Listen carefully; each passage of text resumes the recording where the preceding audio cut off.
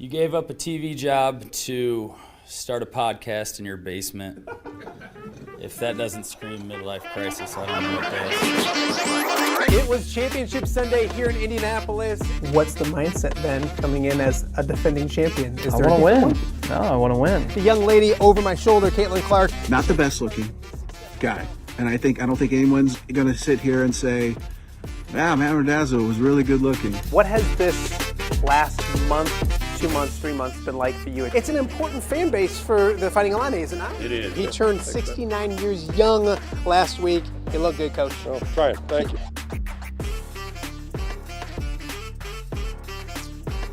Welcome to Off the Air with Matt Randazzo here on a Wednesday in the Quad Cities, Wednesday, March 4th. Thank you guys for joining us. However, you are checking out the show, the podcast, audio form, any of the platforms. We greatly appreciate you guys watching the show today. If you're watching us live on YouTube, make sure you're subscribed. Make sure you tell a friend or two as well about what we're doing right here in the Quad Cities. Off the Air with Matt Randazzo every weekday at 10 a.m. up over 1,500 subscribers. So if you have subscribed, thank you. If not, quit waiting, get going. Please subscribe ASAP. Also, we are live on X as well. X has been very, very good to us. So if you're watching the show on X, we appreciate that as well. Make sure wherever you're watching, you're staying interactive. We got a great chat going on YouTube. We chat every day. If you want to ask a guest a question or yell at me or talk sports in any way, shape, or form, head to the chat as well. We are available on all the podcasting platforms as well. So Spotify, Apple, Podbean, iHeart, wherever you get your podcast, put in Off the Air with Matt Randazzo, and you can listen to the show each and every day. Trust me, that is a lot better than having to look at me for the next 2 hours. So you can listen to the show as well. And then as always, welcome to our viewers in Central Iowa. We are on the WHO streaming app each and every evening as well. So thank you guys for watching in Central Iowa as well. Yesterday's show, a lot of fun, a great way to start the week. We took Monday off. We were here on Tuesday and we had a good show, a fun time. Ked Prince previewing the Illini. We'll talk about them a little more in a second. Trent Condon talking about some Iowa athletics and both the men and the women. And then of course the Riverdale boys joined us yesterday as well. So if you missed yesterday's show, go check that out. We have a brand new, fresh, filled show to get to today. Coming up in a matter of moments, we will chat with a familiar face here on the show. Kyle Huesmann from the Hawkeye Report will join us because the all Big Ten teams were announced yesterday for the women. Kyle finally got one right. I don't mean that that's probably a bad way to put that, but he had been pining for something for a while. It actually happened. That and his thoughts on the entire all Big Ten teams. The Hawkeyes extremely well represented. Illinois represented well as well. So we'll get with Kyle in just a second. Also preview the women's Big Ten tournament that starts this evening, believe it or not. So a lot to get to with Kyle in just a little bit. Also coming up later in hour number 1, it was a historic Monday evening for the Maquoketa Girls. They won their first ever game at state. They'll play again on Thursday, tomorrow. But before that, they chat with us here on Off the Air. So we'll be joined by a trio of Cardinals coming up later in hour number 1 as well. In hour number 2, we're going to get back to the college level. So many great Quad City stories this time of year. We focus a lot on the Division I level, but a lot of area standouts doing well at the college level.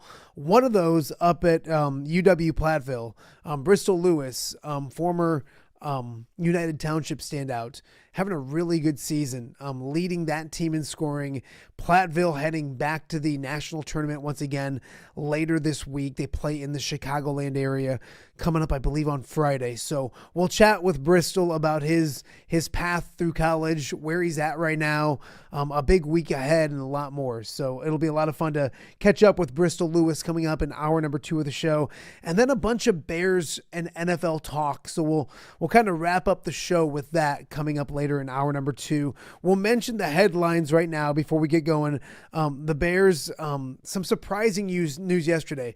Throughout the morning, there was a growing excitement because Max Crosby was the odds-on favorite to go to the Bears. And then in the afternoon, late afternoon, came news that Drew Dahlman, their really good center, was retiring at the age of 27. So we'll talk more about that coming up. He was going into year 2 of a 3-year, $42 million deal. Where that leaves the Bears, there's a big comparison with my Lions and the Bears, but one big difference between what happened last season with the Lions and what the Bears now have to, I don't want to say correct, but address as they get ready for the postseason. So that and some more Bears talk coming on later in the show. We mentioned Big Ten awards were handed out. First team had Ava Hayden, also had Barry Wallace from Illinois. Second team, Hannah Stolke. Third team, Chit Chat Wright. All defensive team, Kylie Feuerbach, and then all freshman team, Iowa's Addie Deal, and then a pair from Illinois, Destiny Jackson and Sierra Parchment. So plenty of representation from our area when it comes to those teams as well. Boys, or I should say men's basketball wise, we talked about it yesterday with Ked. The Illini get back on track pretty easy. They win at home against Oregon, 80-54.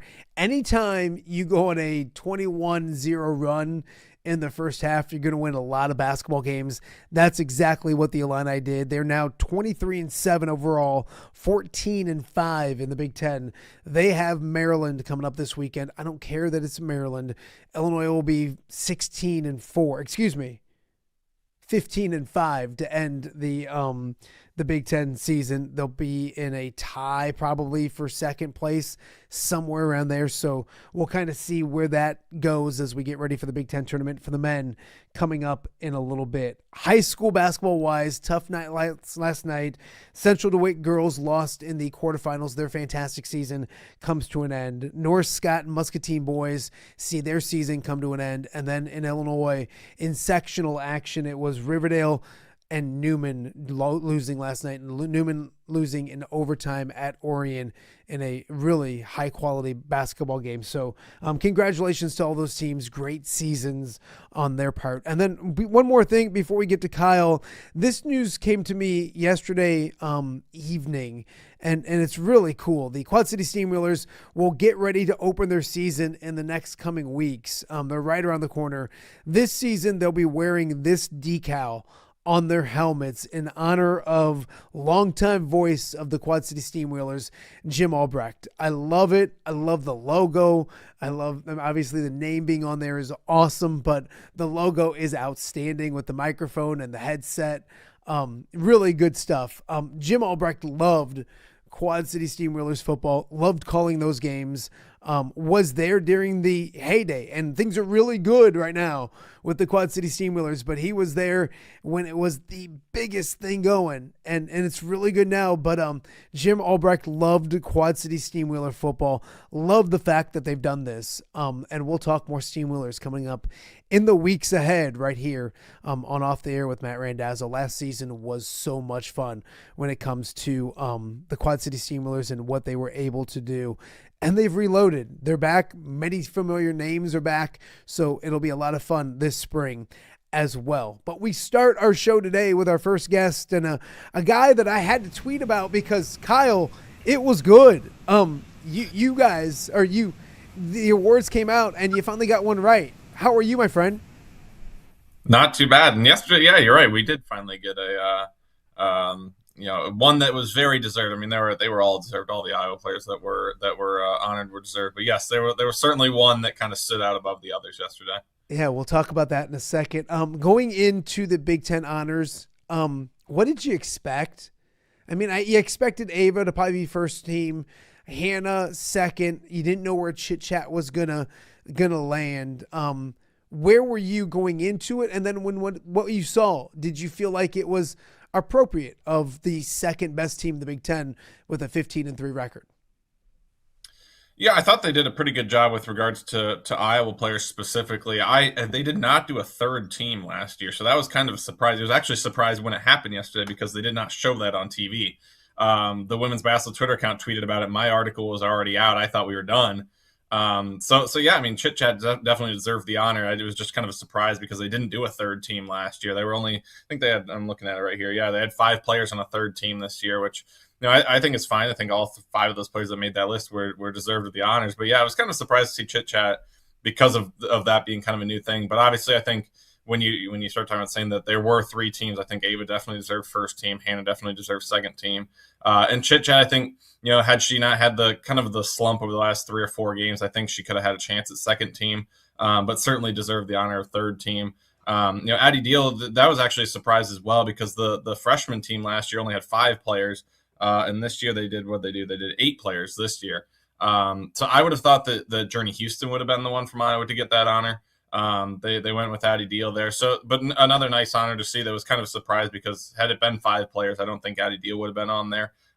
So good to see her get that. And then obviously Kylie Feuerbach getting the all defensive team.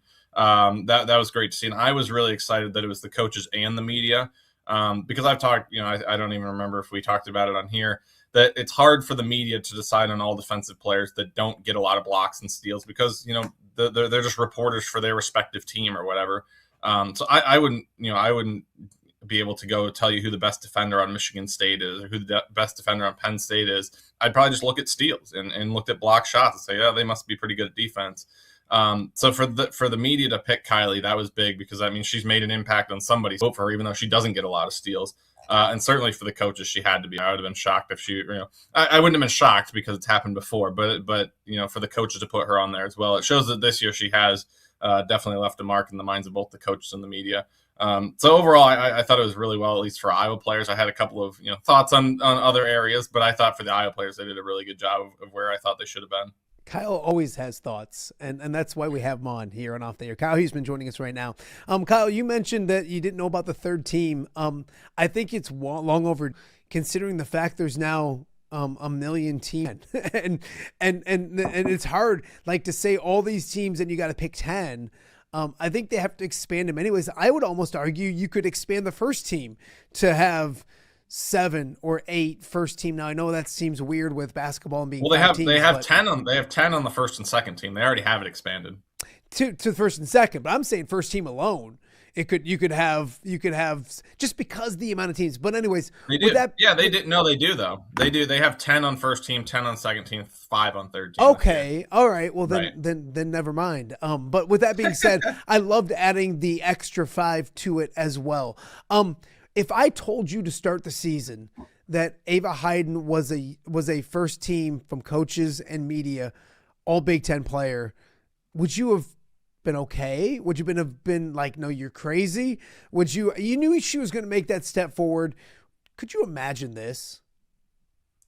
Yeah, I think I would have to look. I don't have the articles up in front of me. I think somewhere along the line, whether it was in the summer or in my preseason articles, I think I mentioned first team capabilities. I don't know that was my pick. I thought that was, maybe I think I saw the vision of her getting to that. But again, I think we talked a lot about, hey, we saw the flashes last year, but it was so late in the year and just a handful of games that it was like you saw the potential this year. And it was obviously from really the beginning of the season. Certainly as of late, the last 5 or 6 games have been even a step above that. So I wouldn't have been surprised if you told me that she got first team. I think I would have said that means she had a really good year, and that probably means that Iowa was pretty good as well. Because I thought that was, like I said, I saw the vision for it. I just wasn't quite sure how quickly she would get to that level. The way she's played the last 5 or 6 games, it's starting to, maybe in the conversation for Big Ten Player of the Year, something like that. So yeah, certainly it would have been kind of like it would have been a sign that Iowa was having a really good year if you told me that. Hannah Stolke, not surprised that she got second team if you would have told me that in the preseason. If you would have told me Chit-Chat got third team, I would have said that I was probably right with my, I've looked back at some of the stuff I said about Chit-Chat because I knew I was pretty high on her when she came in. I thought, on the top end, and this is kind of what I was mentioning when I got cut out, I said top end, I thought maybe close to what she's been this year, but not quite, what she's been this year. I watched some of her film at Georgia Tech last year, and I looked at some of the kind of the advanced numbers that showed good projections when I think she averaged right around 20, 22 minutes last year at Georgia Tech.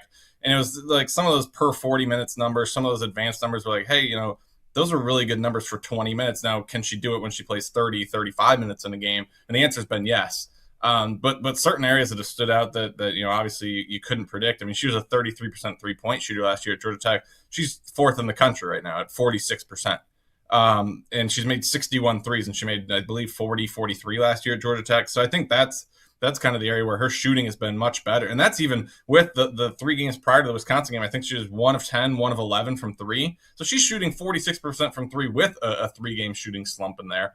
So I think that's the area of her game that has maybe been a surprise. But I think, assist to turnover stuff, the way she's run the offense is kind of what you hoped for. Again, I think altogether the player that she's been has been above expectation, even slightly above my upper level of what I said, hey, like if things go right, she really is the right fit. I think she can be this type of player. I think she's even slightly outplayed those expectations.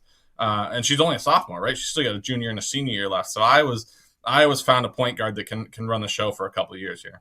Kyle Huesmann joining us right now on Off the Air with Matt Randazzo.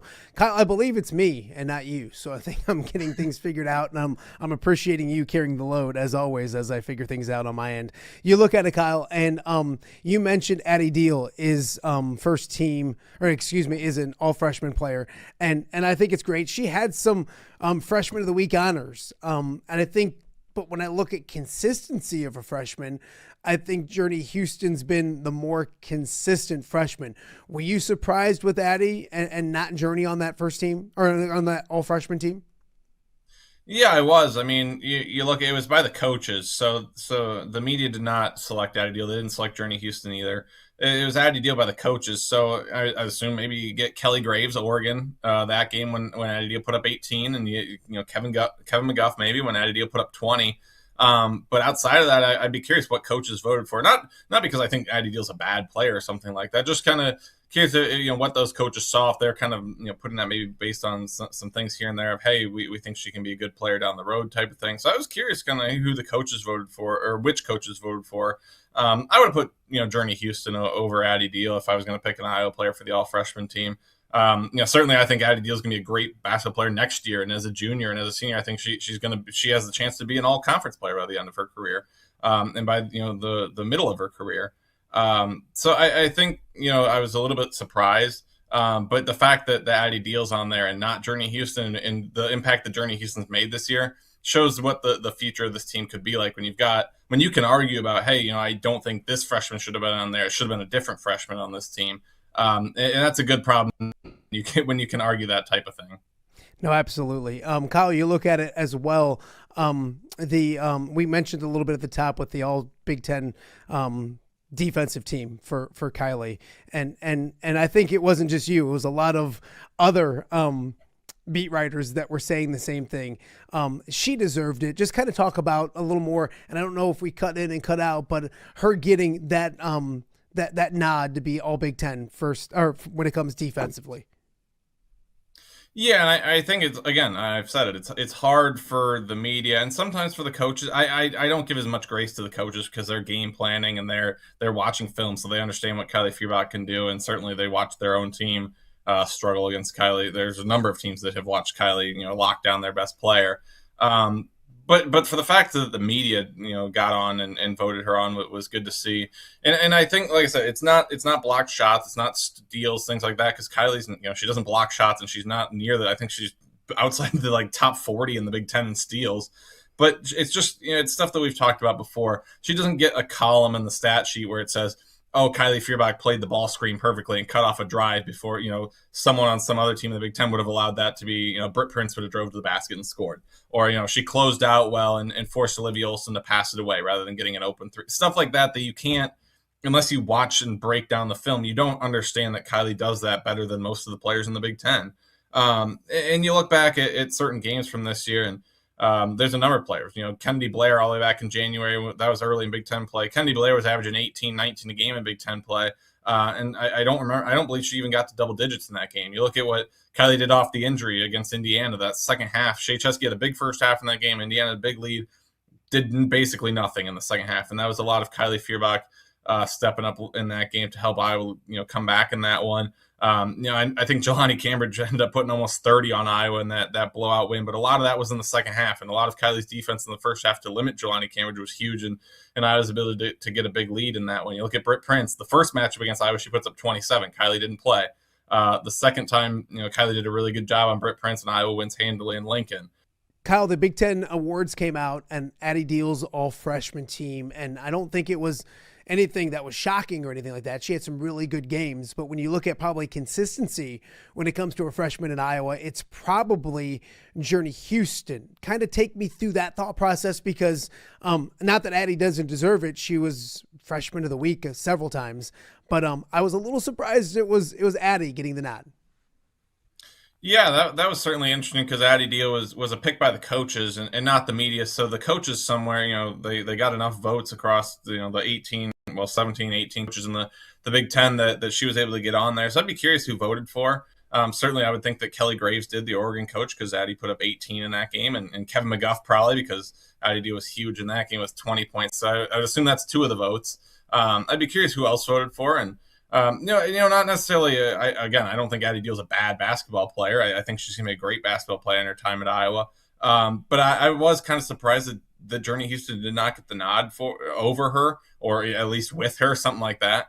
Because Journey Houston was, had, like you said, more consistent, has had some games this season where she scored in double figures, and obviously has been big on the glass for Iowa. So I thought if anyone from Iowa was going to get all freshman honors, I would have thought it would have been Journey Houston. And honestly, I didn't have anyone pinned down to be on it because they switched it from 5 to 8, and I thought if it was 5 players, I didn't think anyone from Iowa was going to be on it. So when it moved to 8, that opened it up for someone from Iowa, and Addie Deal was the one to get it. But anytime, I mean, we're arguing about 2 freshmen who should be on the all freshman team. Yeah. And the fact that they've made impacts, whether it's been in a couple of games or consistent throughout the season, the fact that you have 2 freshmen that you can argue about, they should have both been on there. They should, whatever, one should have been on over the other. That shows that there's some talk for the future. And then you pair that with Ava Hayden, who's only a sophomore this year, who was all Big Ten, and you pair that with Chit Chat, who we just talked about. She's only a sophomore. It says a lot about the future of this program. But yeah, like I said, I was surprised if I would have had anyone on an 8-team all-freshman team, it would have been Journey Houston. But like I said, to argue about that right now, that means that there's some good things coming for Iowa down the road. Absolutely. Kyle, it's not often that you get awards announced and you agree with everything. What didn't you like about what came out yesterday? I thought, like I said, everything that came out Iowa-wise was about right. I thought Ava Hayden should have been first team. Thought Hannah should have been second team. I didn't know there was going to be a third team, but I would have had Chit Chat on there if I knew there was going to be a third team. I get, like I said, the Journey Houston and Addie Deal thing was just the only thing that I would have had switched. And then certainly Kylie Fierbach on the all defensive team was something that, like you said, I've been pining for a while. Last year, it goes back to all the way back to last year. In terms of everything else, I was shocked that the coaches had Shea Chesky second team All Big Ten. The media was smart enough to put her on the first team, and I don't know how the coaches didn't put her on there. I mean, she's on track to have a 40-50-90 or a 40-50 what is it, 50-49, 50% field goal percentage, 40% 3-point, 90% from the free throw line, and she's averaging 23 a game this year. And again, Indiana's not having a great year, but she's putting together a year, one of the greatest years that you're just not gonna talk about, because Indiana isn't gonna make the NCAA tournament. They're not gonna be a Sweet 16 team or something like that. But she's putting together a year that you don't see very often with the 50-40-90. I think it's not even like scraping by. I think it's like 53%, 44, 45% from 3, and then 91% from the free throw line. So she's not scraping in there right at the 50, right at the 40, right at the 90. And Iowa fans saw what she did in that first half of that Indiana game in Bloomington, how she helped Indiana out to that big lead. And luckily, Kylie Fierbach, who we were just talking about, was able to make an impact and help Iowa come back in that one. But that was the biggest thing for me, was Shea Chesky being second team by the coaches. Coach of the year, I mean, you can't go wrong with Corey Close. I get it. They went 18-0. They dominated everybody. I mean, outside of maybe Michigan coming down to the wire with them, I don't think anything was really that close this season. I get it, and I think it's fine. I'm usually one to not get. I wouldn't give it to someone like that, because again, what they were like preseason number 3 in the country. They're number 2 now. They're the preseason pick to win the Big Ten. They won the Big Ten. And I get they went 18-0 and they were dominant, but no one was. It's not like somebody just coming in and saying, "Hey, I think UCLA is going to win the conference with 4 losses." Like I don't think anybody was saying that. I think they were saying, "Hey, they're probably going to have 1 or 2 losses," and they went undefeated. I would have given it to Dawn Plitzwhite at Minnesota. They won 13 games in the Big Ten for the first time since 1985. They're all right now in contention to host for the first time, or be a top 4 seed at the NCAA tournament for the first time since 2005. First time at the NCAA tournament since before 2020, I believe. And I get they have a veteran team and all that, and they won the WBIT last year, and it kind of looked like they're maybe trending towards being to the NCAA tournament this year. But they weren't projected to be a 4 seed. And I think a lot of projections had them as an 8 or a 9 coming into the season. That's kind of where I had them as well. So I would have had Dawn Plitzwhite as the coach of the year. I think Jan certainly had a conversation with her, what she's done at Iowa, to not be picked in the preseason top 5, and right now looks like they're going to get 2 seeds at the NCAA tournament. So I think Jan had a case. I think anyone though, Corey, Jan, and Dawn Plitzwhite, I think those 3 were the top 3, and I would assume that some of the stuff they were kind of teasing some stuff on the way to commercial breaks, and they showed Dawn, they showed Corey Close, and they showed Jan as they went to commercial discussing the coach of the year. So I'd assume that was the top 3. You can't go wrong with any of them, but I would have went with Dawn Plitzwhite. But overall, I mean, you're talking about first team, second team, third team. There were 25 people honored. It's hard to mess that up. Again, there were a couple where it's like, hey, someone could have been first team, someone could have dropped down to second team. I probably would have put Silas Swords on second team and moved Shea Chesky up if I was the coaches. But overall, I mean, you're talking about 25 of the best players in the Big Ten. It's hard to go wrong with a lot of those picks. I think it was a cool way to start the week because obviously things start tonight in the Big Ten tournament. Iowa won't play till Friday, excuse me. I guess going into the Big Ten tournament, we'll talk about the path for Iowa in a second, but handicapping this big thing overall, obviously UCLA is a monster, undefeated. It's going to be tough to beat them. I think Iowa's nice to be on that other part, that 2-3, whether it was 2 or 3, it is 2, is important. I guess overall it's UCLA and then everybody else, or can somebody challenge the Bruins? Yeah, I don't think somebody challenged. Maybe a close game somewhere along the line. But I think UCLA is going to go 3-0. They'll finish 21-0 against Big Ten teams, which is going to be very impressive. I mean, that's a crazy season to have, especially in a conference like the Big Ten, where right now they have 6, potentially 7 teams that are going to host at the NCAA tournament. And however many teams are going to make it into the field, I think it's going to be 10 or 11 teams, 12 teams maybe in the field. So it's kind of impressive that UCLA's been able to do it. Now they don't really have an elite team next to them like they had USC last year, and Maryland was better last year, and certainly there were some other teams that challenged. But it's still impressive that UCLA is going to do that. I think there's still other storylines in this. I'm just looking at the bracket here. The first storyline is later today, and Nebraska is in a must-win situation. If they want to make the NCAA tournament, they got to beat Indiana today. I think you look at these 6 teams that are going to play today. If anyone's going to upset somebody on day 2, I look at Illinois. I think they're going to beat Wisconsin today, and I think Illinois can beat Michigan State and end up facing Iowa on Friday, a rematch of something that just happened, 2 weeks ago, a week and a half ago. So I think that would be the spot where I'm looking for an upset if there's going to be someone from day 1 to make it to day 3. I'm also really curious if it's Ohio State against Minnesota on Friday, which I really think it could be. Does Minnesota have to win that game to get a host position at the NCAA tournament? Maybe. And Ohio State, if they lose that game, are they still hosting? It's close. It's close. Excuse me. So I think there's some headlines in here that even though we think UCLA is going to win it, I think there's some things in there, and I think Iowa probably wants to beat either Michigan State or Illinois, whoever it is, to get it to lock themselves into that 2 seed. I think they could get it if they lose, but hey, if Iowa loses to Michigan State and TCU goes and wins the Big 12, or Louisville wins the ACC, could Iowa fall to a 3 seed? Maybe. Same with Michigan. If Iowa loses and Michigan makes it to the championship game, could Michigan jump Iowa? So I think there's headlines. It looks like UCLA is going to go win it, but I think there's a lot of headlines in terms of NCAA tournament seeding and NCAA tournament situations. They're still going to be really fun to watch play out. You mentioned that Iowa-Illinois possible matchup. It was a really good game at Carver-Hawkeye Arena. Illinois went and lost to Minnesota following that, but that was a competitive game as well. If you're Iowa, do you have a preference? Is it, I'm that old, it's hard to beat a team twice in 2 weeks kind of guy sometimes. Right. I do think Iowa is the better basketball team. I'm really impressed with what Shauna Green has done, but I do think Iowa's the better basketball team. Does Iowa want to see Michigan State? Do they want to see Illinois? Does it matter? Is there a thought process going into that? Yeah, and I talked with Tom on our podcast that we did yesterday. I think the margins are really slim when you talk about who would you want to face and stuff like that, because there's a lot of really good teams in this bracket. You look back even a couple of days ago at the end of the regular season and what the scenarios were for who Iowa could have in their portion of the bracket. You look at who they get. Michigan State. There was a chance it could have been Ohio State, could have been Maryland. You look at how that Ohio State game played out in Iowa City. Had it been Ohio State at the 7th seed, that would have been a pretty upset Ohio State team if they played Iowa. They would not be happy that Iowa beat them by 21, and that would have been a match. You talk about the hard to beat a team twice.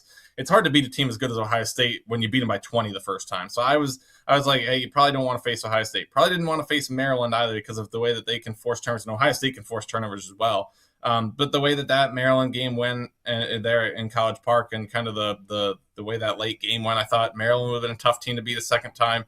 So out of those 3, I would have went with Michigan State, and that's who Iowa got. Just because Michigan State, of those 3, again, very slim margins, Michigan State's still a really good basketball team. I think Michigan State's probably the 3rd out of those 3. And then with Illinois, I think even the last couple of days, there was between USC and Illinois for that 10 spot.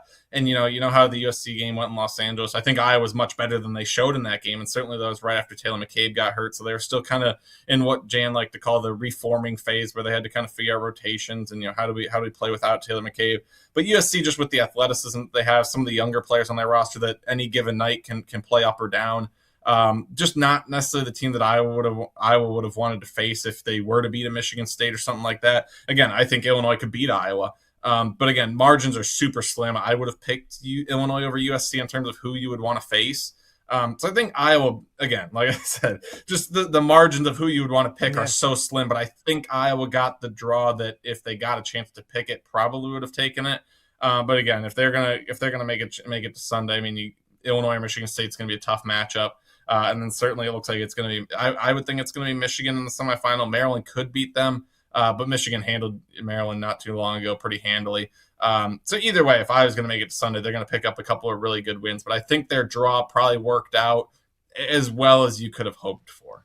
Last one for you before I let you go, and God bless technology, but we have survived. You look at how Iowa does. Are they playing Saturday against Michigan? Do they get to Michigan State? And like you mentioned, yes, this is all fun and like really good basketball, and it's going to be entertaining to watch. But Iowa takes care of business against whomever, Illinois, Michigan State, Wisconsin, whoever. They're a 2 seed. So there's really there's one important game maybe, and that's Friday. And then after that, and they could still be a 2 seed without winning on Friday, but you want to win that to feel safe. Your predictions for this weekend. Does Iowa make it to Sunday? Does Michigan get them? What are your thoughts as we head in? Yeah, I think, as you said, certainly that Friday game, whether it's Michigan State or Illinois, or somehow if it ends up being Wisconsin, certainly that's a game that you would like to win, just to 100% say, okay, they're going to be a 2 seed in the NCAA tournament. Like I said, I think if they lost to Michigan State or Illinois, I think they could still get a 2 seed. But there is a scenario where, hey, okay, Louisville or Duke wins the ACC, which I think Louisville or Duke's going to win the ACC. I think that's pretty well known. If TCU rolls through the Big 12 and wins the Big 12 tournament, and then if Michigan were if Iowa loses and then Michigan beats whoever beats Iowa and makes their way to the championship game, maybe Michigan could jump Iowa because they'd pick up a couple of big wins in the process. So I think there's a scenario where Iowa could lose and not be a 2. Like I said, I think it would be important for Iowa to get the win over Michigan State, get the win over Illinois, and for sure get the 2 seed. And after that, I mean, yeah, they're not going to go into Michigan, or if it's Maryland, and say, okay, we don't care. They're going to want to win it, but I don't think it's going to matter a lot. I think if you really want to throw out a crazy scenario, if Iowa beat Michigan State, beat Michigan, and then beat UCLA, maybe they have an argument at a 1 seed. I don't see that happening. I just don't see anyone beating UCLA. But yeah, if they win on Friday against Michigan State or Illinois, I think the only argument they have of anything, I don't think that semifinal game does anything, win or lose. It would be you'd have to win on Sunday against UCLA to have any argument for anything else. So it makes it pretty easy for Iowa, I think, in terms of it's not like last year where we were talking about where does Iowa have to go? Can they get into a host position? And they end up getting a 5. They could have gotten a 4 had they beat Ohio State in that whatever it was, the quarterfinals. I don't think there's the same type of talk about last year in terms of what seed line they're going to be at if they win this many games or whatever. It seems pretty cut and dry for Iowa right now. Which is kind of nice, I would say, to kind of know going in, let's just get 1 and we'll be at the 2 seed, and then whatever else, you can still try to. I mean, I was still trying to defend a title, not defend a title because UCLA won it last year, but they've won 3 of the last 4. So they still want to keep that level of dominance up and want to have a chance to get that trophy. But I think in terms of NCAA tournament seeding, the only thing that matters is Friday night. Absolutely. It's going to be a busy week for Iowa. Illinois starts this week, or excuse me, tonight. And then, of course, the Hawkeyes on Friday. Kyle will keep everybody abreast of everything that's going on, of course, as always. And then it gets closer to you. Then it comes back to Iowa City, regardless, for the NCAA tournament, which will be nice as well. Kyle, thank you for weathering our way through some technology. We'll catch up again soon, my friend.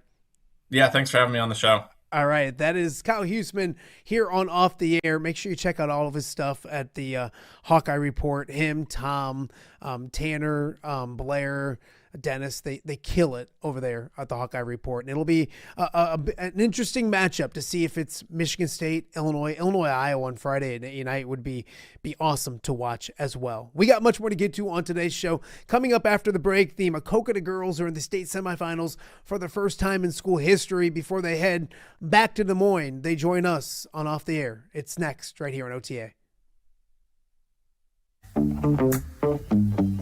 All right, be honest. Are you craving Hungry Hobo again? You know, that fresh sliced meat piled high on those amazing sandwiches, hot off the grill chicken and steak, with all those delicious toppings, the biggest and best selection of baked potatoes, or simply some waffle fries dipped in cheese. Well, now that Quad City favorite is even easier to get. Download the Hungry Hobo app today. Order ahead, skip the line, and earn rewards all at the same time. There's Double Points Monday and exclusive specials as well. With 12 locations in the Quad City area, it's Hungry Hobo. Now even easier to find, but still hard to resist. Rafferty Funeral Home, dedicated to serving families in the Quad Cities since 2007. Hi, welcome. Here, come on in. An experienced staff plans each service to reflect the unique life and legacy of your loved one. Rafferty Funeral Home is proud to serve our community with dignity, respect, and compassion, helping you to celebrate your traditions and lasting memories no matter your faith, culture, or budget. Rafferty Funeral Home in Moline. Call today to discuss prearrangements.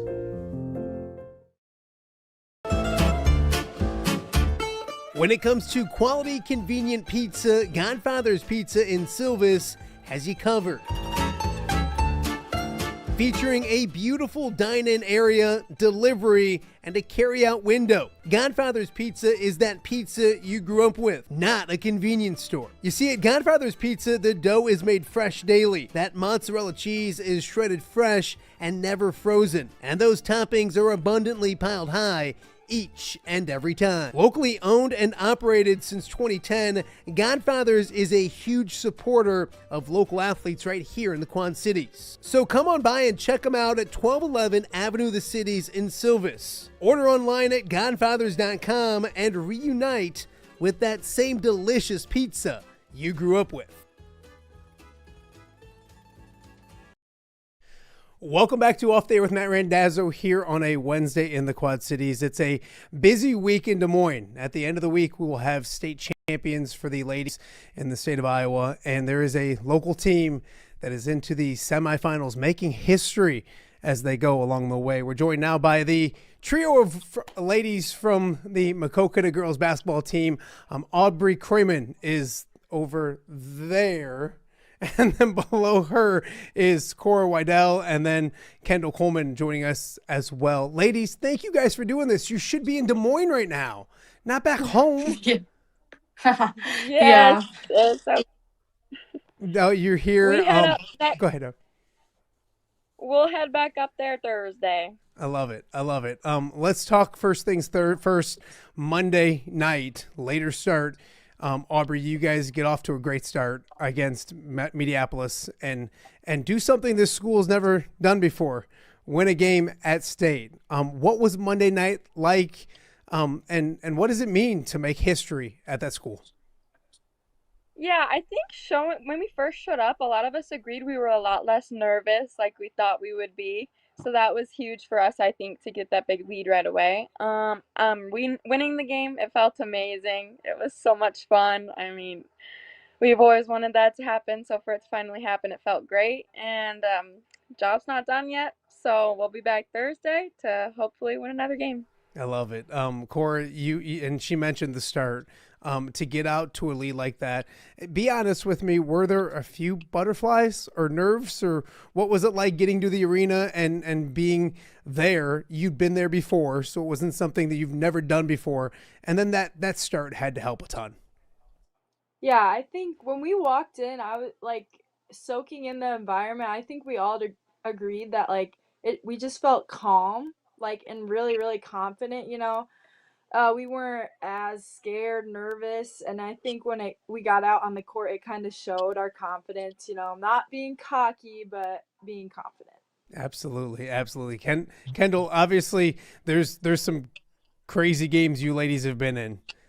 Did you imagine being up 30 late in a quarterfinal game, and what was that like? Maybe without the nerves towards the end, maybe be able to enjoy it a little bit down the stretch as well.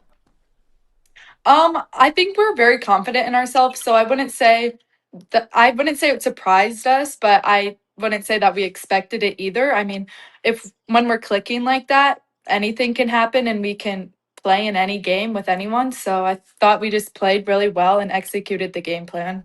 Aubrey, you had a fantastic game, 19 points, 7 rebounds.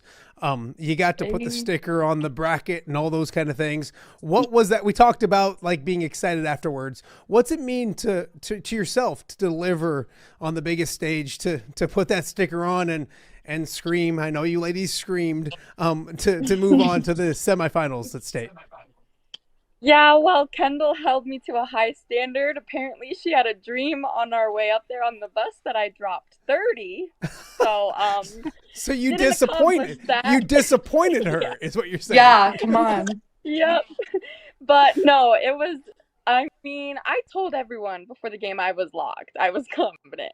So I don't know, going into that game, we knew our job, and we knew the job was to attack the paint, and that's what was working. And so once I get going, I don't know, I just can't stop. So it was really fun, but yeah, I couldn't have done it without anyone else though. You know, as a post, I always need someone to pass it to me. So everyone did a great job finding me last night, and yeah, like Kendall said, we all just clicked. So it's really fun when that happens.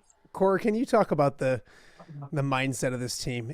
There's a confidence to it, and that's okay. I mean, there's a difference, a fine line they always say between cocky and confident, and maybe sometimes Aubrey's a little cocky. I don't want to say anything, but no. Take me through the mind thought or the mind process of this team, because there is a confidence, a well-deserved confidence about what you guys are doing.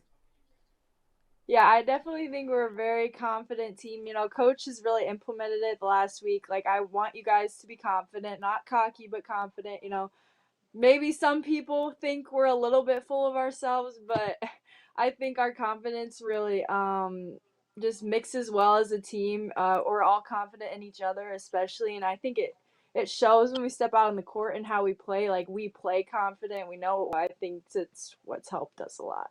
Kendall, we kind of joked at the beginning and before we started the interview that I honestly thought you guys would be in Des Moines still. I didn't know if you'd get to stay all week, but there is something about a pattern, sleeping in your own bed, the analytics of everything, and everything's judged by analytics these days. Is it important? You guys like doing the same things, all those kind of things? Is it okay being back home, getting good practices in your own gym, doing those kind of things as you get ready for a huge game on Thursday? Yeah, I really enjoyed sleeping in my own bed last night, personally. So I think it's fun to come home just because we are in that same routine. I know a lot of us, we all have college classes, so it's kind of hard for us to miss those. So coming home, getting into that routine I think it helps us. And we have practiced at multiple different gyms this week, and I also think that has helped us stay focused to be able to play on a floor that's not ours out in Des Moines. Did you notice what Kendall said, everyone? They got college courses. They're smart too. They're not just good at basketball, but they're smart too. That means you guys left Des Moines at what time last night, Aubrey? And what was that bus ride home like? I'm assuming it was pretty lively. Honestly, kind of. But what time did we leave? Like by the time we got on the road, it was probably like 10:45, almost 11, I thought. But for me, the bus ride went by so quick. I did some homework, and then I rewatched the game, and all of a sudden, it felt like we were home. So it went by really quick for me. We celebrated a little bit at the beginning, made some fun TikToks, and posted those. But yeah, I just did some homework and rewatched the game. Cora, what is the celebration? Since you had to go home, did they at least feed you? Did you get like a good meal? Uh-oh, I don't know. She's got that look like they didn't. You had something, right? We stopped at Quick Star, but they had like 3 sandwiches and a bunch of chicken. So it was not the best selection. It still got a little bit of food, but it was okay. We had a lot of snacks on the bus, though. I told Coach, I told Coach we'd be nice to him this time. I don't know if we can be nice to him anymore. He's got to have pizzas ready or something. Like, I mean, this isn't just a regular tournament, Coach. This y'all are in the state semifinals. You should have had something really good to eat. Kendall. Yeah, I'm surprised. It was late. Yeah, I'm surprised we didn't have pizza since. That's all he eats. I love it. Yeah, he all eats his pizza. I love it.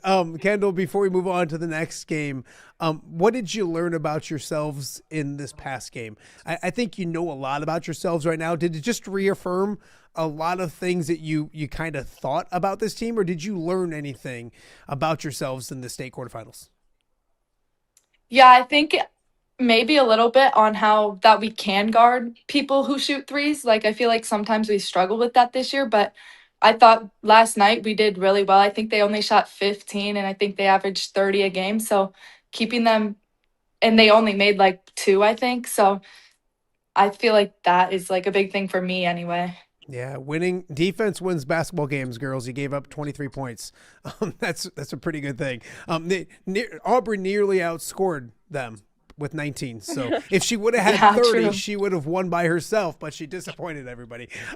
Let's move on, Aubrey, to what's next. And it's a huge game on Thursday.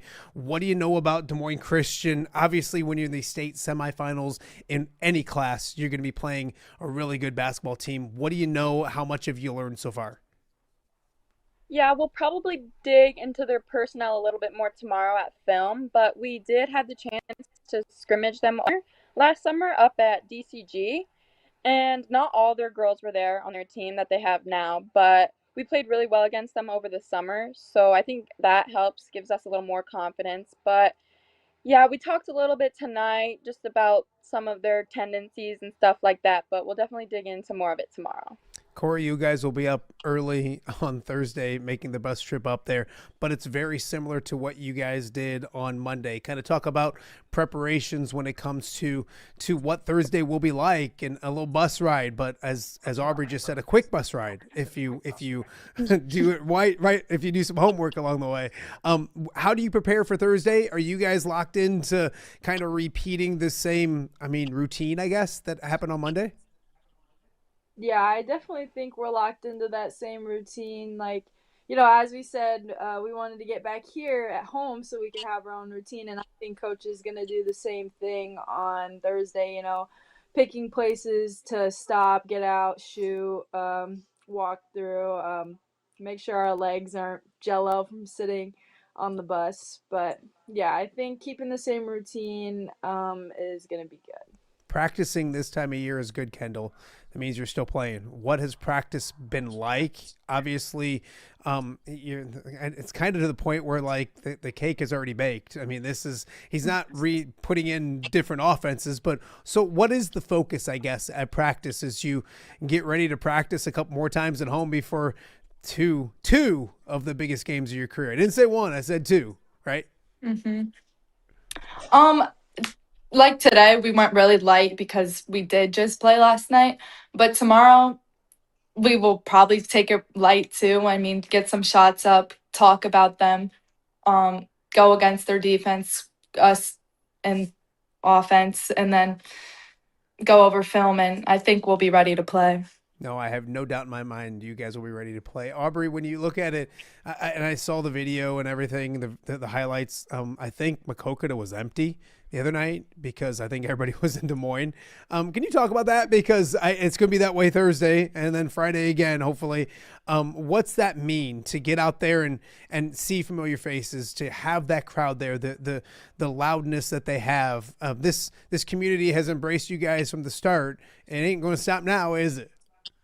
Yeah, no, it's really great. Our whole school has like 4 pet buses heading up to Des Moines every day. We have a game.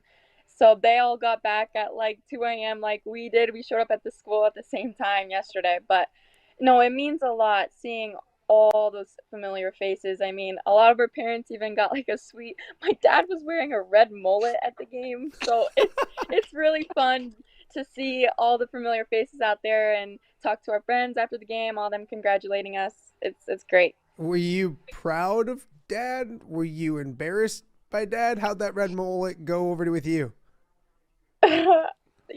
It's his choice. It's not mine. I can't really say much. I love it. You're being nice to Dad. If it was Coach, you'd probably be throwing him under the bus. All right, guys. Well, like, it's funny because I always have my goofy questions for people when they come on, and y'all did it like 2 weeks ago, whatever it was. So, or last week probably. So I can't do. So my sons helped me kind of come up with some more fun questions. So if you don't like them, it's my kid's fault. But Chase is pretty proud of a lot of them. So I'm gonna go around. We'll start with Cora.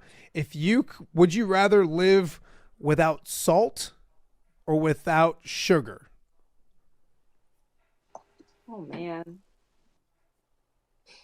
No, probably sugar. I don't think I eat too many like sweet treats or stuff like that. So maybe once in a while I do, but I definitely would need some salt. It adds good flavor. Yes, I actually did that as well. Kendall, movie night or game night? If you could pick one, you can just hang out, watch a movie, or do you want to play some games?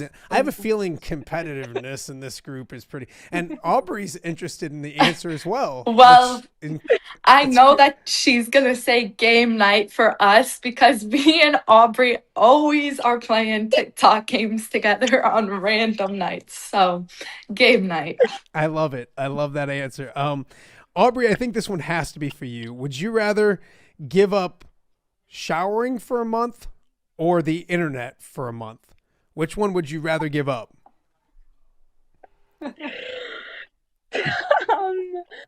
Like internet, what are we talking? Like you can't use the internet. You can't use your phone. You can't use the internet. You can't use TikTok. Like no ChatGPT. Nothing. I'm sorry. I think I'm gonna be stinky for a while. I love that's I give up showering. I love that. No, I had to have you. My kid came up with that one. I'm like, I know exactly who that question is going to go to. If you could, I don't know what this says, Chase. Chase is over here, kind of help me. If you could only listen to one song, Cora, for the rest of your life, what would it be, and why? Oh gosh, that's hard. I'm a big music person. I love that. Probably, I don't know. How about one artist? How about one artist? I'll make it easier for you. Okay, Drake, that's easy. Drake. All right, that made it way easy for you. Kendall, beach or mountains? Beach. Because? Yeah. You just like being warm and... Oh, yeah, I love going to the beach.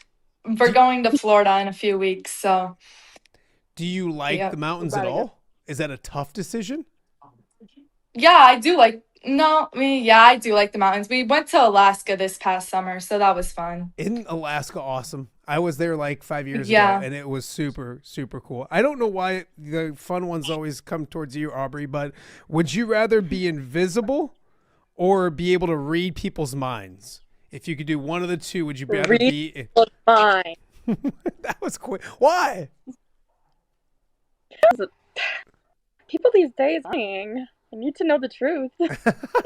Well, you will now know the truth when it comes to... I'm going to look and see. Kind of the same thing with that one. So, Cora, would you rather be 11 feet tall or 9 inches tall? 11 feet tall. That's an easy one, right? Yeah. Like, no one would ever want to be 9 inches. You wouldn't even need to jump to dunk. You'd be taller than the hoop. Like... You would dominate. It's just so many more pluses than being 9. That's very true. Last one, Kendall. Would you rather give up cheese or give up chocolate for the rest of your life?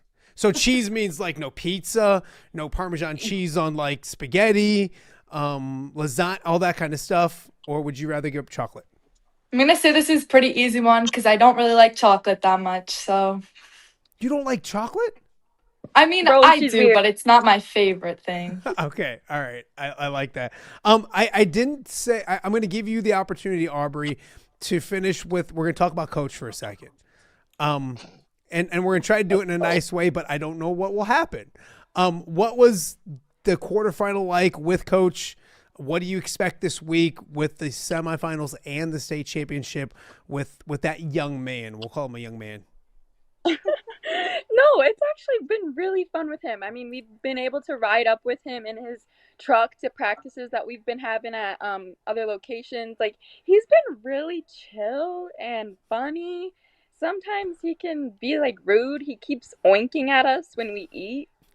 calling us fat or something, but no, say that. No, it's all jokes. It's all jokes. It's all It's- jokes. yeah. Just trust me. It's all jokes. Please don't it's a cancel joke. coach. You don't It's need not your a joke. coach fired before No. the state semifinals. No. He's not going to get fired. He's a great guy. But no, it's been really fun. And I think we all have a lot of confidence in each other. And you can tell he has that with us as well. So, I mean, yeah, it's been really fun. And yeah. Cora, come Saturday, I think Friday, championship game's Friday, right? So come Yeah. Saturday, regardless, you're going to be a former player at Maquoketa High School. Are you ready for that? Has that kind of set in? Whether you're a state champion, which y'all will be, but if you're either a state champion, but are you ready for this whole thing to be done, ready or not, in 72 hours or whatever it is? No, I'm definitely not. And I don't think it's going to hit me until it happens. You know, it's hard to think about. It's really sad, you know. These girls I've lived with my whole life, played with my whole life, you know. I haven't known anyone else as good as I know them. So, yeah. It'll hit when it happens, but yeah, I don't know the feeling. So, Kendall, I'm going to give you the final word. What has to happen for you guys to come home with a state championship? Give me like 2 or 3 key. Like, what are you guys focused on when it comes to state and these next 2 games? We're really focused on our defense, and then I feel like working inside out. And yeah, I think the combination of those 2 things will help us go all the way. I love it. And coach is probably yelling at me right now saying 1 game at a time. Quit talking about 2 games. It's 1 game at a time. You can't play. So I get to do that because I'm the media. He gets to, I'm not the media, but I'm a part of the media. I don't even know if I'm part of the media anymore. Chase, am I part of the media? He's shaking his head no. Anyways, girls, thank you guys so much for doing this. The first time you guys were on was an absolute blast. You did not disappoint in number 2. And let's do this again Monday with like state championship stuff. How's that sound? Got you. Sounds good. All right. You guys got to be together next time. No more of this 4 rock stuff. You guys will be together next time. Okay. All right, ladies, I appreciate it. Best of luck. We'll talk to you guys soon. yep, thanks. All Bye. right. That is the. Oh, let me do that again. Oh, stop real fast. I messed that up real quick. That is the Maquoketa Girls ready for a couple games later this week, starting with Des Moines Christian coming up on Thursday. We wish them the best of luck. We got a lot more to get to. You're watching Off the Air on a Wednesday right here in the Quad Cities. We'll be right back. Hey, I'm the Crawford guy. Ooh, do you guys always speak at the same time? Sorry, guys. I'll go first. You know, if you need help with your heating or air conditioning, or electrical, or plumbing, Crawford Company can solve your problem. But what about your problem? What problem? Do you not hear yourselves? Take it from me, the Crawford lady. And me, the Crawford guy. Crawford is the comfort company.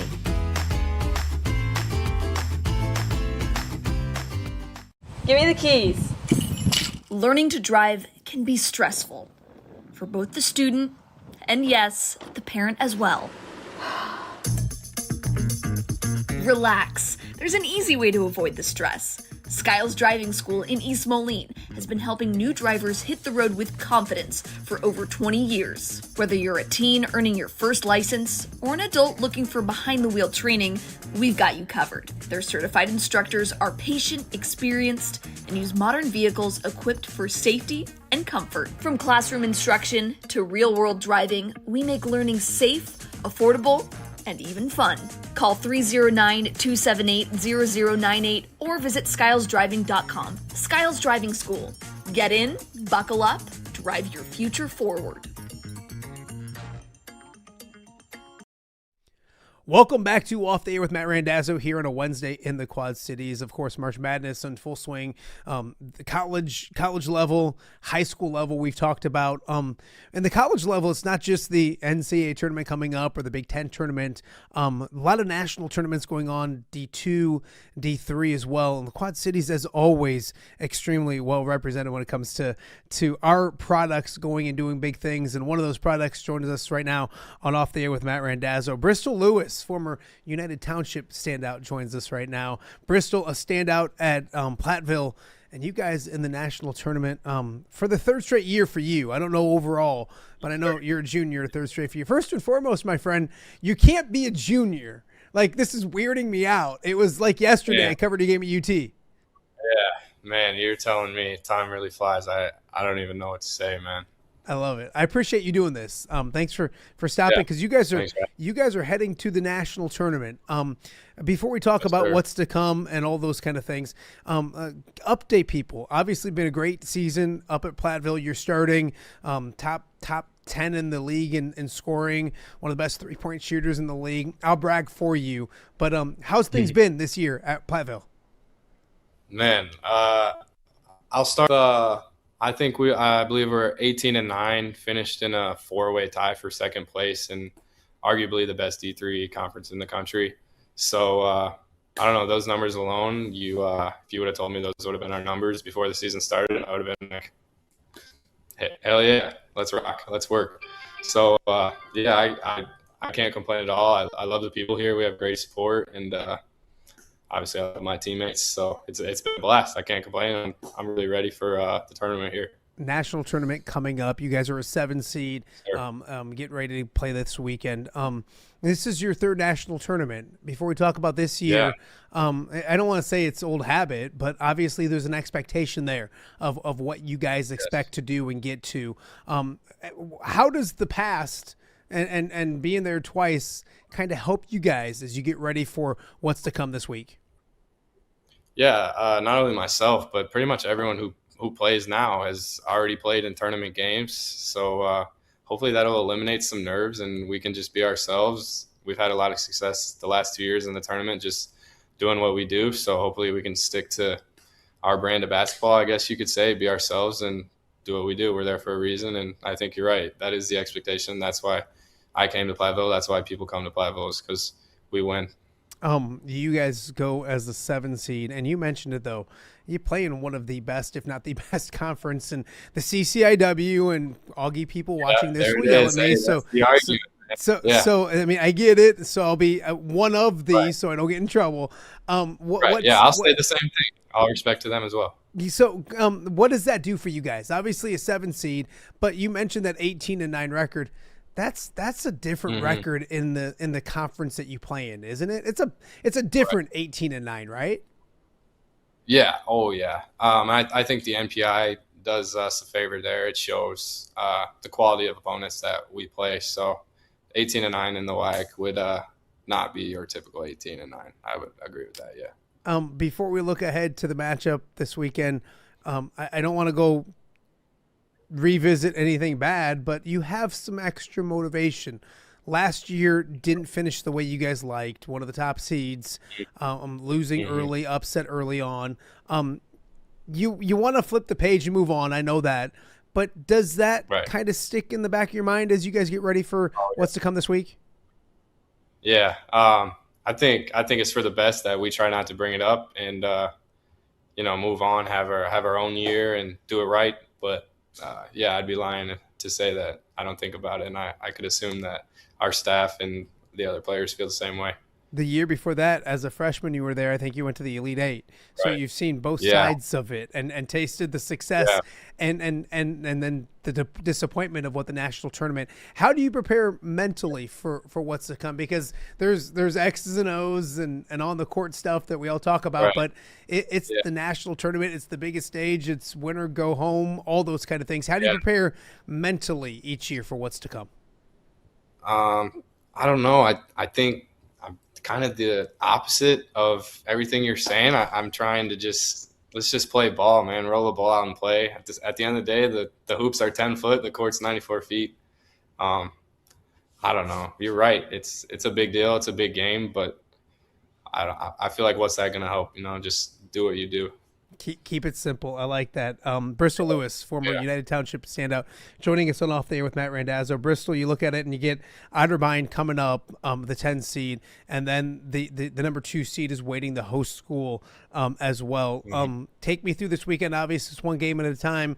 What do you see in Otterbein? And they're an NCAA tournament team. They're a national tournament team. Everybody there that's playing is good.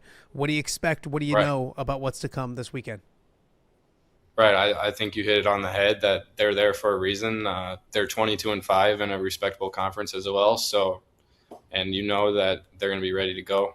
They're not as usual tournament visitors as we are, I guess I'll say. So I can imagine that obviously this is a really big deal for everyone, but I can imagine that they're going to be ready to go. They're going to be juiced. So I don't know. I'm ready. I'm ready. I'm not sure. I'm not sure exactly what we'll get, what they'll throw at us, because everybody's got new stuff for the tournament.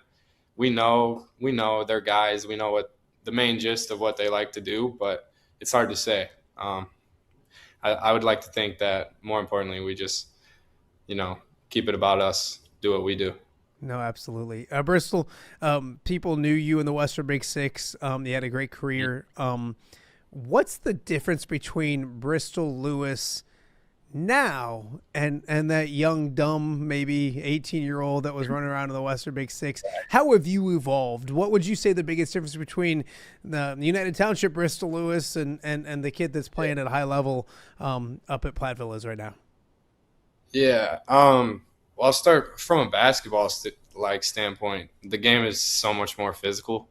So, I've really had to be in the weight room a lot. I've had to develop my game to fit the physical style of play, especially in the WIAC. It's a lot of guard post-ups.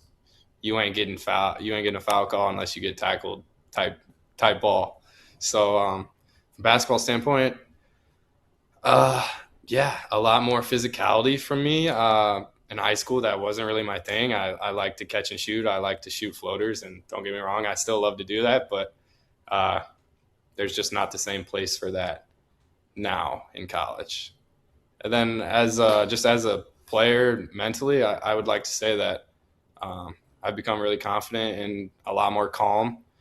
I had a little bit of a temper in high school sometimes. Things didn't go my way. I might react much differently than I would now. And I think all my coaches who watch this would probably appreciate that comment as well. So, Bristol, it's funny because when you're in high school, everybody wants to play college basketball. They want to play at the highest level, division, all those kind of things.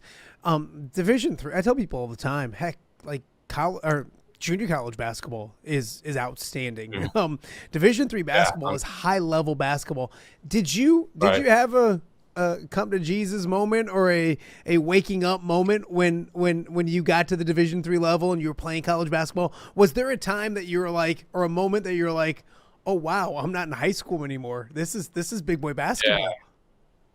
Yeah, I think I mean the year I came in, the year previous they were 14-12 and just not happy, not the Platteville expectations that we talked about earlier.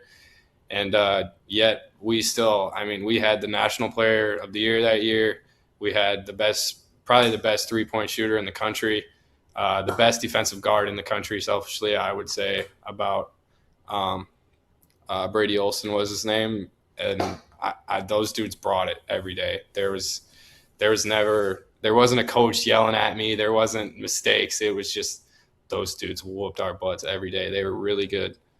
So, yeah, I would say that was it. Getting my butt whooped a lot in practice and having to adjust. I love it. You were prepared for the college level because of what the Western Big Six might be. I think it's one of the best conferences in our area, in the state, all those kind of things. What was it about the Western Big Six that maybe prepared you for what's to come? The coaching level, the great coaches and game plans, people game planning against you all the time. What was it about the Western Big Six and United Township that probably got you ready for the next level? Yeah, I think you hit on the head, especially with coaches. I learned a lot as we, had talked about. Coach Webb was very high level, and then assistants Chad Baker and Tony Johnson, if you know them, they coach at Rock Ridge now. Were some of the most hard-nosed dudes I've ever played for. So I think that really prepared me. And then as far as other teams, just quality of opponents, everybody was really good. Moline had Brock and Owen, Grant. We could go on and on. Obviously, the Rocky teams are loaded. Everybody knows. So the quality of opponents, you were getting tested every night for sure. So I'm on board with Coach Webb and Tony. Chad was a good coach. Come on now, are you sure? Absolutely, I love that guy. He's watching and he's yelling at me as he gets done doing that. So I love all those guys. They're Actually, great people. he texted me 30 minutes ago, so you're in for one. Watching. He's a good dude. I appreciate him to say the least. When you look at it too, you're a Quad City kid, and do you look at it like that? Because I think, and I might leave some out, so I'm hoping I don't. But I know Dame Jackson from Assumption is at the D3 level and doing well for Loris. And he had a great game the other night. Yeah, he's been outstanding. We're trying to get him on the show later this week. Brock, most likely, knock on wood, and everything else is going to go to the NCAA tournament with TCU. You look around and you see everything. Do you keep tabs on the Quad City kids? Do you feel like part of a club or a fraternity of QC guys playing college basketball? Yeah, I think you're right. I think there is. Maybe we don't speak it to each other all the time, but like I love seeing Brock and Grant and all of them dudes, my old teammates, succeed. Dom, just come from the same place and playing against them since I was little kids, working out with them at Delp's gym. Like, I don't know. I can't help but to root for them, knowing that, they come from where I come from and they're succeeding as well. I got to talk to you then about, you mentioned Dom, you mentioned some guy named Delp, Jordan Delp, I think's his name. Some guy. Those are your guys, I know, but you did your guys dirty this year, I heard. The All-B Platteville game went your way, and you're pretty okay with that, right? Yeah, I can't complain. Tell people what happened. Great game, lots of lead changes, and basically, not to brag, but I had a game winner against the hometown squad, against my best friend Dom and all them dudes I work out with in the summer. So I'm sorry to them, but it was a great moment for us and our squad, and respect to them as well. They competed, and they competed with everybody all year. So hats off to them as well. Yeah, I know, and with full respect, how did you let Dom know? Were you gracious when it happened? Did you text him later? How did that all work? We had a little group of our UT friends that were all at the game, so we waited for each other after the game, and I let them hear it, and I'm sure I'll let them hear it forever, but not in the moment, no, because there was a timeout called and we had to lock back in. But there you go. I would have loved to find him in the moment for sure. I love it. Bristol Lewis joining us right now on Off the Air with Matt Randazzo. Bristol, you mentioned Coach Webb and Chad and Tony and those guys. We brought up Jordan Delp, and he hates it when I do this because he's a head coach of a rival, if you will, school at the same level. But I know he meant a lot to you, and he's meant a lot to all of these guys that have made it. You go back to Randall and Ethan Happ and so on and so forth. What's he meant to not just you, but all those guys when it comes to playing basketball at that next level?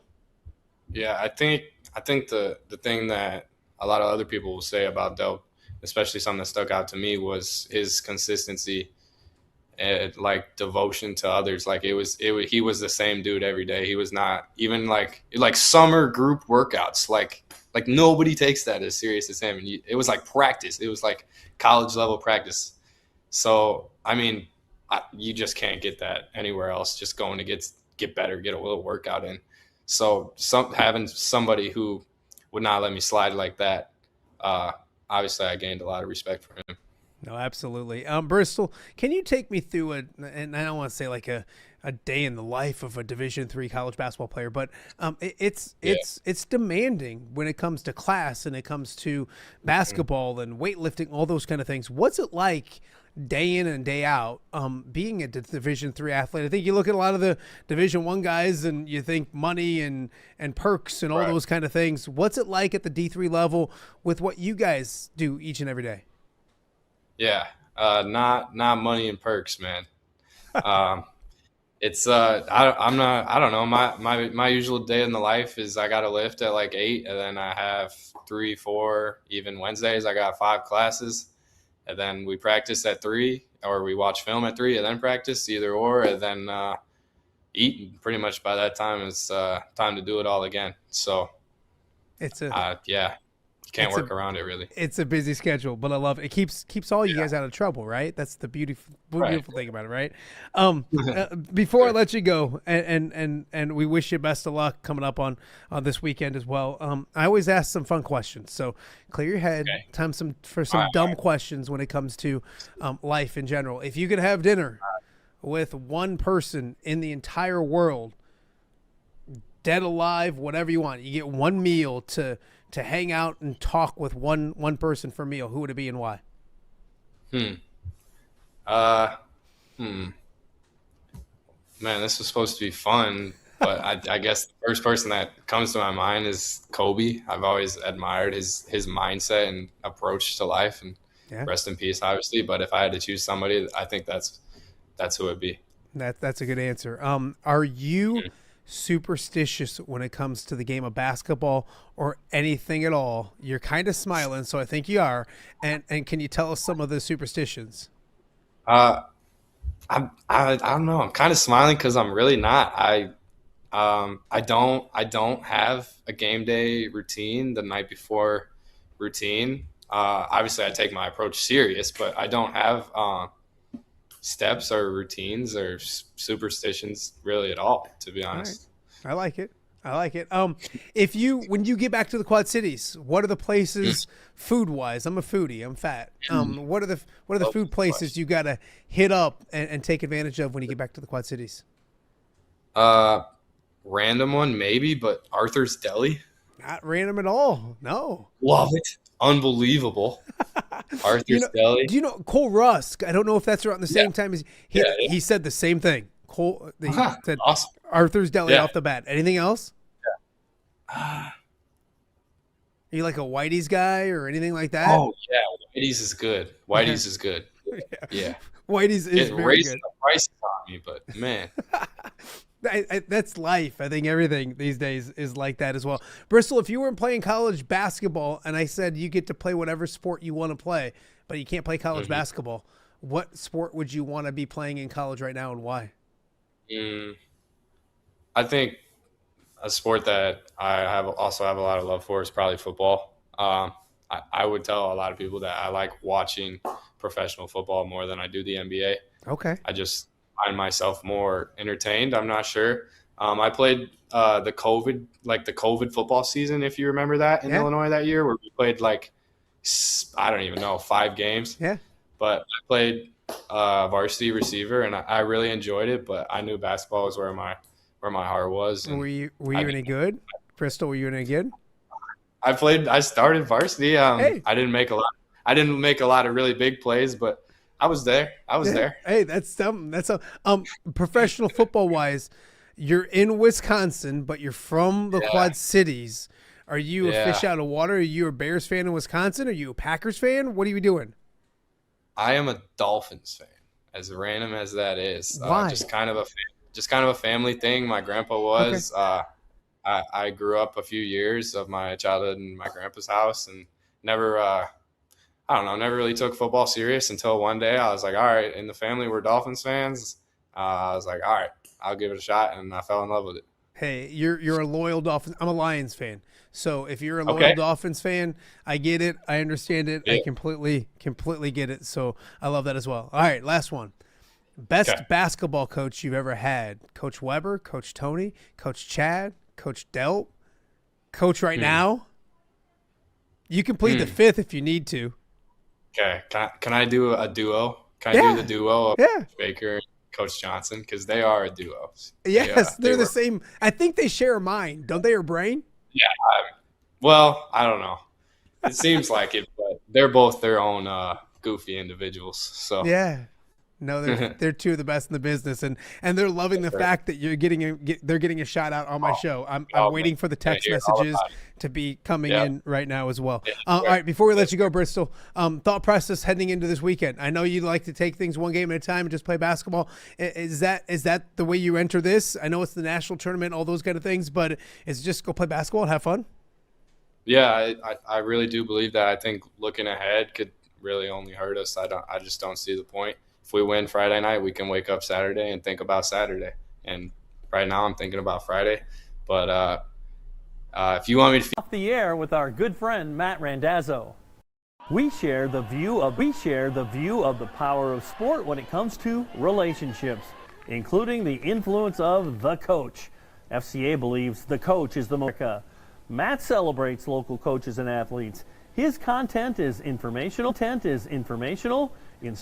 insightful, and inspirational. Our team loves partnering with Off the Air, engage, equip, and empower coaches and athletes in our 23 counties. FCA, the heart and soul in sports. View from the West, podcast covering Illinois high school. What the rest of the Quad Cities already loves.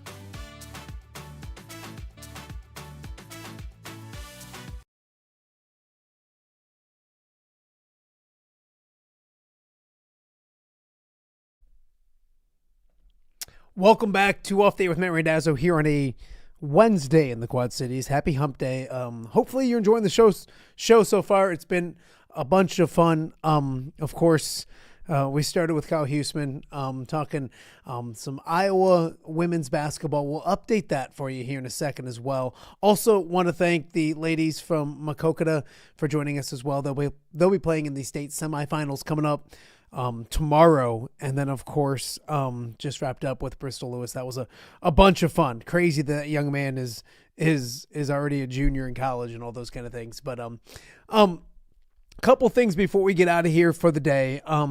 During some of the interviews, we talked with Kyle Huesmann. Give me 1 second. I dropped my pad. We talked to Kyle Huesmann about the Iowa women's basketball team. When it comes to that, Jan Jensen just spoke with the media during this show and kind of gave an update on Hannah Stolke. Of course, Hannah hurt her elbow against, I want to say it was Michigan. Played through it, did not play against Wisconsin, and was hoping to be ready for the Big Ten tournament. Coach Jensen didn't seem overly optimistic. Kind of talked about, it recovering slower than they had hoped, still some swelling, all of those kind of things. Of course, Iowa doesn't play till Friday night, so we'll keep an eye on it. But I think, and I know nothing, but I think they will err on the side of caution with the NCAA tournament right around the corner, especially when you have a couple weeks to get ready for the NCAA tournament and all those kind of things. So we'll see what they do with Hannah Stolke coming up this week. But Coach Jensen talking and still a little ways away, it seemed like. Of course, that could mean more minutes and another start for Journey Houston, a Quad City native who's been playing really good this past season. So we hope that to be true as well. There's been a trade in the NFL. It's crazy because every day there's something different when it comes to the NFL and everything else.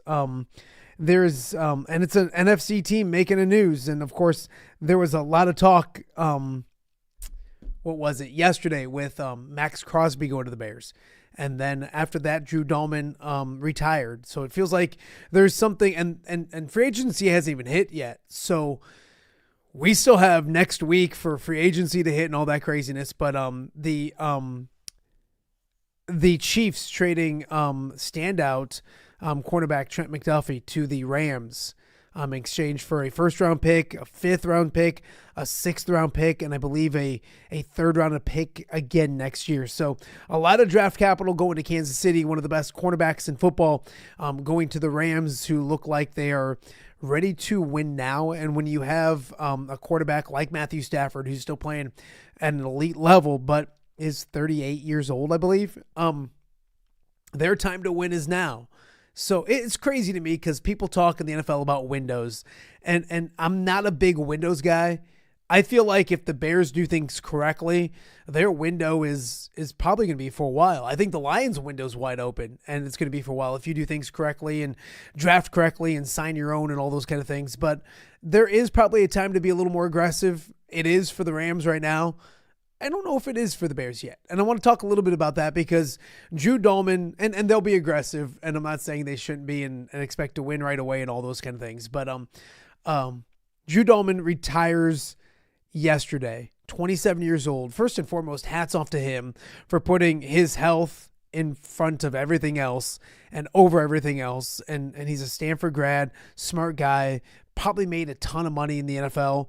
He's good. So respect to that and best of luck to him moving forward. The Detroit Lions had something very similar last year. Frank Ragnow's the best center, or was the best center in football. And he retired at the age of 29 early. And the difference between it was a huge impact on the Lions. In fact, I got in a little bit of a X debate yesterday about, I still think, and I'm right, that Frank Ragnow was the biggest loss for the Lions heading into this season. Yes, Ben Johnson's great. And would I love to have Ben Johnson as my offensive coordinator again? Absolutely. So it's not a bash at him. But the Lions offense was still really good. They still scored a ton of points. They didn't run the ball the way they did the years before, and they didn't protect the quarterback the way they had the years before. And the biggest reason was Frank Ragnow. Now, the biggest difference between what happened with Drew Dahlman yesterday and Frank Ragnow is he's telling you now here in early March that he's not coming back. You have the entire offseason to prepare for that. The Lions didn't find out about Frank Ragnow until it was probably a little late. After the draft, after free agency, kind of put them into a tough spot. So I think it's a very important thing. When Ben Johnson was named the Bears coach, he immediately traded for Joe Tooney, Jonah Jackson, and signed Drew Dahlman, and they fixed the offensive line. In my opinion, the reason the Lions were 9-8 last year was because their offensive line wasn't very good. The middle of it wasn't very good. So it's so important for the Bears to focus on. And now they have two holes. They have the left tackle position and they have center. Now, obviously, they had the center that the Commanders just cut yesterday in for a visit, and it sounds like a quality center. I don't think as good as Dahlman, but still sounds like a quality center. I'm going to grab my piece of paper real quick. Live TV at its finest. But so I think they can replace him there. But the funny thing I found about Bears Twitter, because yesterday you had Max Crosby going to become a Bear, and could still happen. Drew Dahlman retires, and right away everybody was like, well, go get Tyler Linderbaum. He's great. And Tyler Linderbaum is outstanding. As a Lions fan, I'd love to see him in Detroit. With $20 million coming his way, I don't think it's feasible. I don't think it's feasible for the Bears either. But so it's Max Crosby. It's when Trent Williams is possibly going to be cut. It was Trent Williams. It's Linderbaum. They can't have everybody. And they're in draft, or they're in cap situation right now about, who they can keep, who they can't keep, freeing things up. And I get it. Restructures are possible. Trades are possible. Cuts are possible. All of those kind of things. So long story short, if you're a Bears fan, you got to get it right up front. That is, and I'm telling you from experience as a guy who's seen this offense at a high level, and it was still at a high level last year, but it's very important that those guys up front lead the way. The Bears were good this year because they ran the football and because they protected the quarterback, and that's the offensive line, obviously. So it'll be interesting to see how they fill it. I have no doubt they'll fill it correctly. I think that's the biggest difference between the Lions situation with Frank Ragnow and what they're dealing with Drew Dahlman. But another hole coming up in free agency. Max Crosby stuff is fascinating to me. I do think that a lot of teams are interested in him, including the Cowboys. So we'll see how that goes and where they get with that. It sounds like they'd want a first. I saw like a first, a second, Tremaine Edmonds, and DJ Moore. So they're going to want a haul regardless. So, and I said yesterday, March Madness is all about college basketball, but there is a March Madness when it comes to football as well. You go to social media right now and you scroll and something big is breaking. Found out yesterday Kyler Murray is going to be released. Now, is Kyler Murray the best quarterback in the NFL? Is he even a starting quarterback in the NFL? I don't know, but he's the first overall pick of the draft, and he's a quarterback and he's available. So he'll draw interest, obviously, in a quarterback needy league, of course. So we'll see where everything goes with all those kind of things. But I just thought it's extremely important for the I saw some people on Twitter saying it's a center, it's not a premium position. Draft somebody, you'll be fine. The offensive line is super important. I think Ben Johnson knows that. I think they'll replace him adequately, and they better, because if they don't, but it's another need that you now have on this football team when it comes to defense, left tackle, center, all of those kind of things. So again, fascinating time in the NFL. We'll talk more NFL and Bears coming up tomorrow on the show as well. Again, we want to thank our guests. Kyle Huesmann was awesome. The girls from Maquoketa, fantastic as well. And always fun catching up with Bristol Lewis, the United Township standout that is doing great things up at Platteville right now. They get ready for the national tournament as well. Coming up tomorrow on the show, we're hoping to have Rob Brooks on the show. I'm hoping to have better technology tomorrow. It's been a minute since I've had to deal with some of this stuff, but we made it through. Coming up on Friday on the show, we'll have Scott Docterman. Doc was at the NFL Combine last week, so we'll talk to him all about the Hawkeyes and the guys that they had there, some Illini guys as well, and some Bears with Doc. Also, it'll be the day after the Iowa-Michigan game, in which I know Doc is going to be at, and we'll cover that as well on Friday. So a lot more to get to this week. Thank you for letting me get you through your Wednesday, and thank you guys for watching, listening, however you're taking part of the show. And we will see you guys again tomorrow right here on OTA.